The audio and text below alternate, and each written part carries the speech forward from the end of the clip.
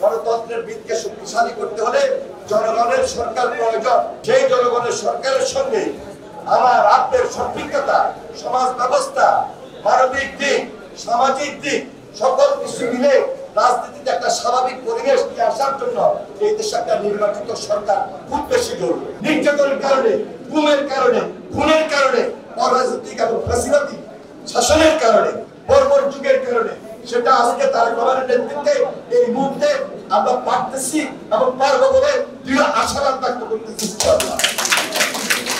সংগঠন শক্তিশালী হওয়া মানে তারেক রহমানের হাত শক্তিশালী হওয়া, সংগঠন শক্তিশালী হওয়া মানে দেশের বেগম খালেদা জিয়ার হাত শক্তিশালী হওয়া। সুতরাং আগামী দিনে এই বাংলাদেশে সংগঠনকে শক্তিশালী করার মধ্য দিয়ে গণতন্ত্রের ভিতকে শক্তিশালী করতে হবে। এই দেশে হাসিনার বিচারটাকে ত্বরান্বিত করার মধ্য দিয়ে রাজনৈতিক সংস্কার অব্যাহত থাকবে এবং আমার আপনার সবার একটাই দাবি, গণতন্ত্রের ভিতকে শক্তিশালী করতে হলে জনগণের সরকার প্রয়োজন। আর যখনই জনগণের সরকার আমাদের খুব বেশি প্রয়োজন, সেই জনগণের সরকারের সঙ্গে আমার আপনার সম্পৃক্ততা, সমাজ ব্যবস্থা, মানবিক দিক, সামাজিক দিক সকল কিছু মিলে রাজনীতিতে একটা স্বাভাবিক পরিবেশ নিয়ে আসার জন্য এই দেশে একটা নির্বাচিত সরকার খুব বেশি জরুরি। আজকে অনেকভাবে কথা বলছি, কিন্তু না, জনগণ যেখানে মাঠে নেমে পড়েছে, জনগণ যেখানে আজকে একটা উৎসব উদ্দীপনা নিয়ে রাজনীতি এবং মাঠ এবং জনগণের সরকারকে প্রতিষ্ঠিত করার জন্য, গণতন্ত্রের ভিতকে শক্তিশালী করার জন্য আপনারা লক্ষ্য করেছেন নির্বাচনমুখী হয়ে পড়েছে। এই নির্বাচনমুখী ব্যবস্থাটাকে আরো বেশি দৃঢ় জনগণের কাছে উৎসবমুখর পরিস্থিতিতে নিয়ে যাওয়ার জন্য আমরা সবাই এক এবং ঐক্যবদ্ধ দেশনেত্রী বেগম খালেদা জিয়ার নেতৃত্বে, তারেক রহমানের নেতৃত্বে ইনশাআল্লাহ।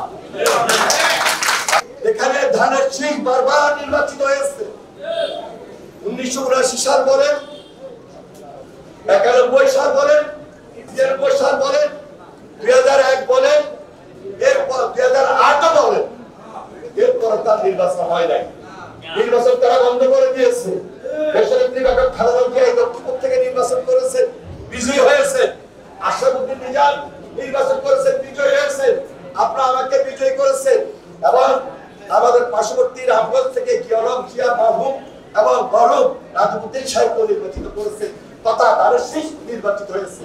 তাহলে লক্ষ্মীপুরের মাটি, লক্ষ্মীপুরের মাটি, লক্ষ্মীপুরের মাটি, খালেদা জিয়ার ঘাঁটি, তারেক রহমানের ঘাঁটি, তারেক রহমানের সংগ্রাম, তারেক রহমানের সংগ্রাম, খালেদা জিয়ার সংগ্রাম